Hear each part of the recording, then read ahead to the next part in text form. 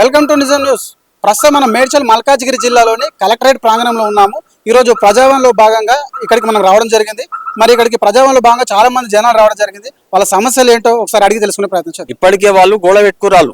గోడ పెట్టుకున్న తర్వాత మేము అక్కడ పని చేసినాను. దాని తర్వాత ఏం చేస్తే ఇక్కడ మా పొలాలకు వచ్చేస్తారు వాళ్ళు. ఎందుకు పెడుతున్నామంటే మీ పొలం లేదంటారు వాళ్ళు. రావద్దు. సిఓ సాబ్ కూడా అందులోకి వస్తే కేసు బుక్ చేస్తా అంటారు మా మీద. ఏమేం పంటలు వేస్తున్నాయి మీరు అక్కడ? మేము మొక్కజొన్న చింజలు వేసుకుంటాం, చేపల చెరువు పెట్టుకుంటాం, కూరగాయలు వేసుకుంటాం, ఏదో వండించుకుంటాం సార్. మేము 50 సంవత్సరాలకు ఎక్కువ అయిపోయాం. 57 సంవత్సరాలు కబ్జా ఉండి మేము ఎట్లా మరి ఏమనుకుంటారు? వస్తుంది అనుకుంటారా? వస్తా అనుకుంటున్నాం. అట్లా దానికి సంబంధించిన ఏమన్నా మీ దగ్గర డాక్యుమెంట్స్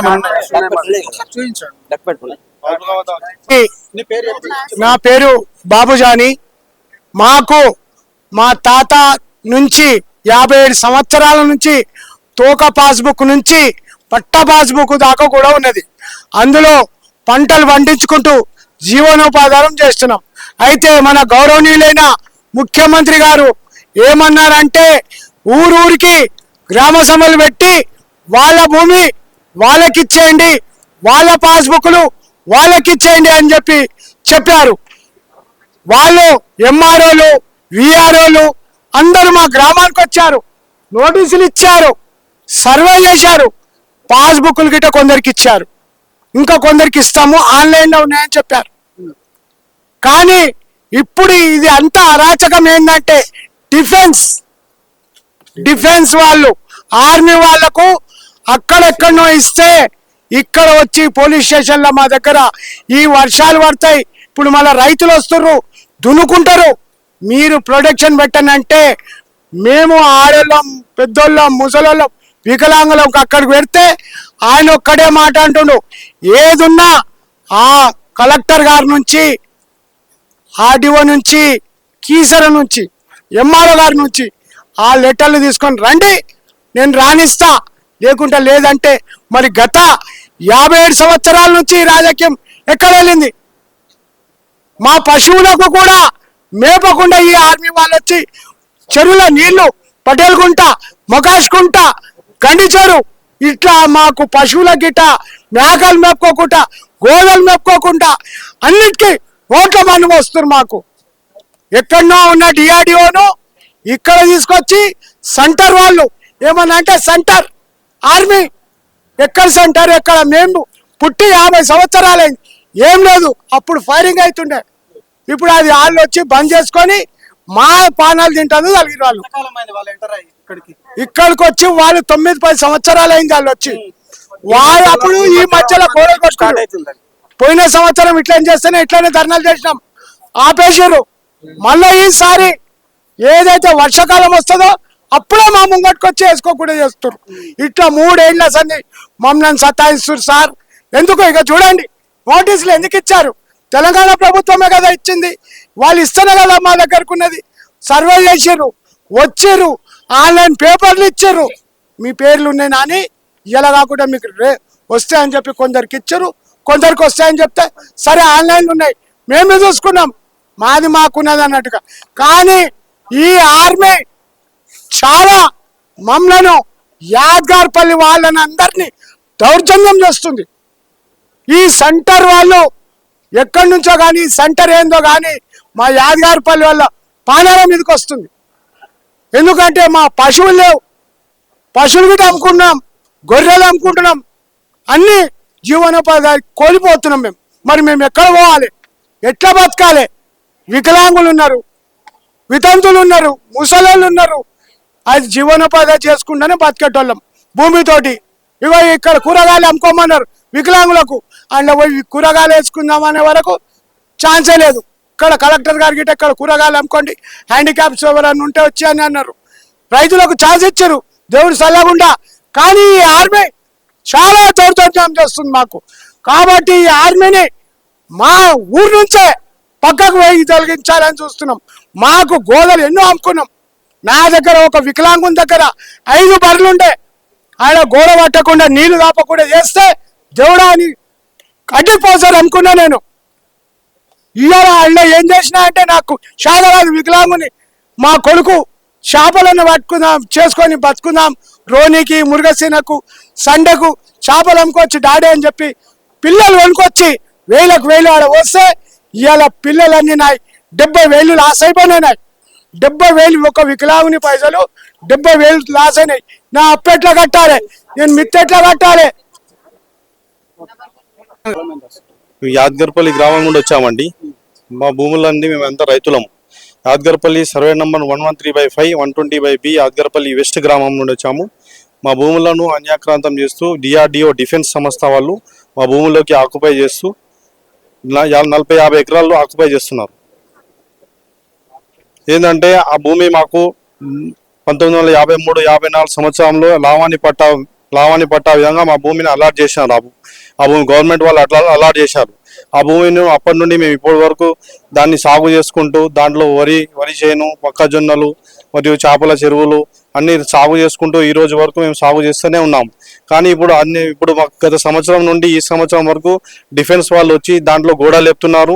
ఎటువంటి వాళ్ళ దగ్గర పేపర్ లేకుండా మా పేపర్లో మమ్మల్ని ఆ భూమిలో రానియకుండా పోలీస్ వాళ్ళ ప్రొటెక్షన్ తోని ఆ భూములకు మేము రానియకుండా ఆపుతున్నారు. కావున మేము కలెక్టర్ గారిని, ఎంఆర్ఓ గారిని, ఆర్డీఓ గారిని ఈరోజు ప్రజావాణిలో అప్లికేషన్ ఇచ్చాము. ఎంఆర్ఓ ఆర్డీఓ కూడా అప్లికేషన్ ఇచ్చాము. వాళ్ళు డిఫెన్స్ వాళ్ళని పిలిచి మీటింగ్ పెట్టి ఆ భూమిలోకి వాళ్ళని రానియకుండా మేము చర్యలు తీసుకుంటామని చెప్తున్నారు. కావున దయచేసి రైతులమందరం వాళ్ళను చూసుకోవాలని చూస్తున్నాము. ఇప్పుడు ఎంతకాలం అయింది సార్ వాళ్ళు డిఫెన్స్ వాళ్ళు అడుగుపెట్టి మీ ప్లేస్? ఈ మధ్యలోనే ఇప్పుడు 3-4 డేస్ నుండి వాళ్ళు ఆక్యుపై చేయాలని ఆల్రెడీ భూమిలోకి ఇన్వాల్వ్ అయ్యారు. వచ్చేసారు ఆల్రెడీ. గోడలు జేసీబీ సహకారంతో మొత్తం సాఫ్ చేస్తున్నారు. కొంచెం సాఫ్ చేసుకుంటూ వచ్చి మొత్తం కబ్జా పెట్టేస్తున్నారు. దాని గురించి అని మేము అందరం కలిసి కలెక్టర్ దగ్గరికి, ఆర్డీఓ దగ్గరికి, ఎంఆర్ఓ దగ్గరికి అందరం కలిసి రైతులందరం కలిసి ఇక్కడికి వచ్చినాం. ఏమంటున్నారు కలెక్టర్ గారు కలిసి? వారు డిఫెన్స్ వాళ్ళని పిలిపించి మాట్లాడదామని చెప్పారు. ఎంత టైం పడతా అన్నారు? 2 days 2 రోజులలో పిలుస్తామని చెప్పారు. పిలిచి మాట్లాడతాం. డిఫెన్స్ వాళ్ళని తీసుకొని ఎంఆర్ఓ గారికి ఫోన్ చేసి చెప్పింది కలెక్టర్ గారు. వాళ్ళని తీసుకొని రమ్మంటే సరే అని చెప్పింది ఎంఆర్ఓ. ఒప్పుకున్నాడు. రేపు తీసుకొని వస్తాను, రేపు పిలిపిస్తాను. డిఫెన్స్ వాళ్ళని పిలిపించి మాట్లాడతాను. సో మరికొంతమంది కూడా ఈరోజు ప్రజావాణిలో భాగంగా ఇక్కడికి హ్యాండిక్యాప్డ్స్ వాళ్ళు రావడం జరిగింది. మరి వాళ్ళు వచ్చి దేని గురించి వచ్చినారు, వాళ్ళ సమస్య ఏంటో, వాళ్ళు ఇక్కడికి రావడానికి గల కారణాలు అంటే ఒకసారి తెలుసుకునే ప్రయత్నం. సార్ చెప్పండి సార్, మీరు రావడానికి గల కారణం? మాకు స్పైనల్ కార్డ్ ఇంజరీ అండి. అంటే మాకు చేతులు తప్పితే కాళ్ళు ఏమి పనిచేయవు. ఇక్కడ నుంచి స్పర్శ అనేది ఉండదు. ఏం జరిగినా ఏం తెలియదు. మాకు పెన్షన్ ఇంతకుముందు అలర్ట్ చేసింది గవర్నమెంట్ 4,016 ఇస్తున్నారు. అందులో కూడా సగం మందికి వస్తుంది, సగం మందికి రావట్లేదు.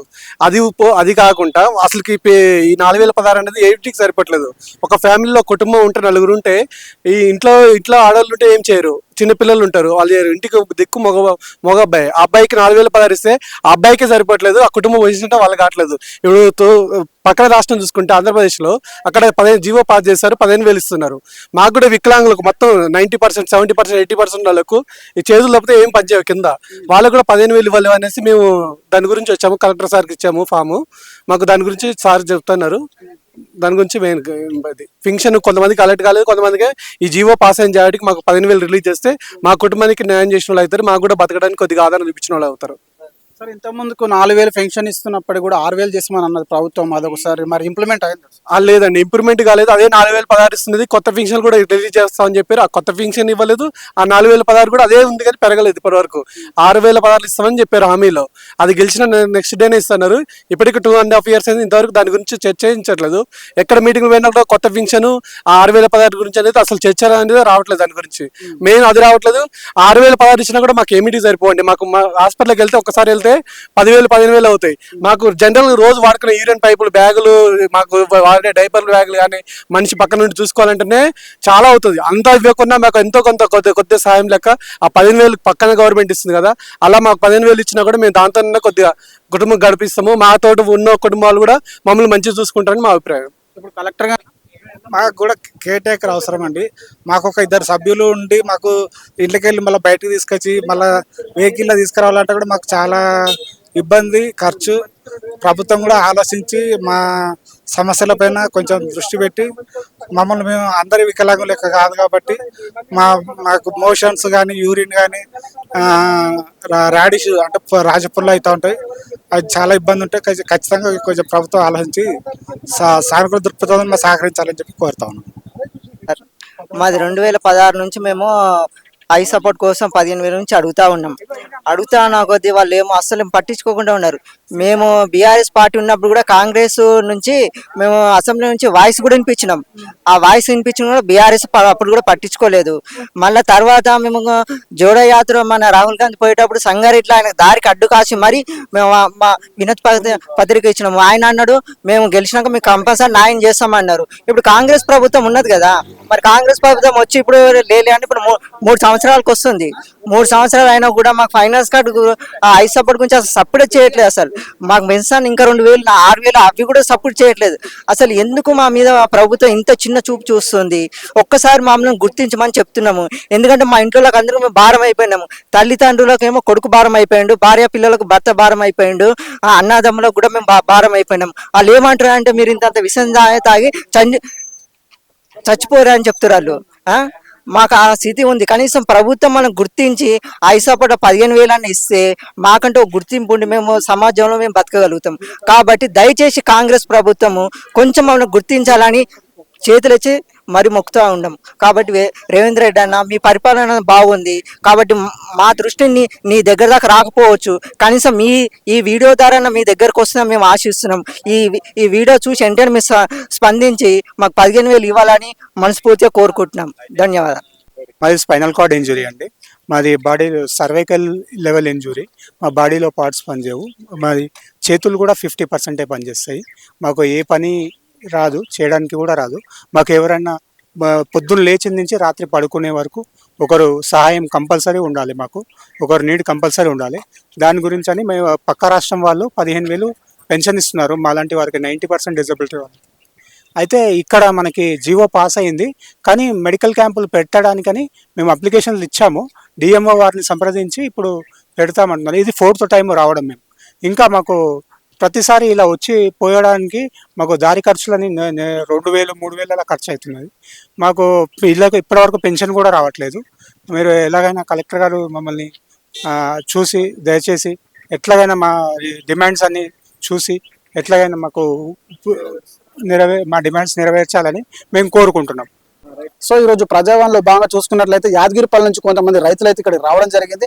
గతంలో కేటాయించినటువంటి ప్రభుత్వ భూమిని వాళ్లకు పక్కా పాసు పుస్తకాలు, లావణ్య భూమి ఏదైతే ఉందో దానికి పాసు పుస్తకాలు, అలాగే గత 50 సంవత్సరాల నుంచి పాసు పుస్తకాలు ఇచ్చి కొత్త పాసు పుస్తకాలు కూడా ఇచ్చినప్పటికీ కూడా అందులో ఆర్మీ వాళ్ళని ఎంటర్ చేయించి వాళ్ళకు ఆ భూమిని కేటాయించిందని చెప్పేసి చెప్తా ఉన్నారు. మరి వర్షాకాలంలో మేము వేసుకునే పంటలు కావచ్చు, పశువులకు నీళ్లు కావచ్చు, అది చేప పిల్లలు పెంచుకుంటున్నాము. ఆ ప్రదేశంలో ఇప్పుడు ఫ్రెండ్స్ వాళ్ళకి ఇవ్వడం వల్ల మా యొక్క మనుగడ మా జీవనోపాధి మీద దెబ్బతీసినట్టు అవుతుందని చెప్పేసి వాళ్ళు ఆవేదన వ్యక్తం చేస్తా ఉన్నారు.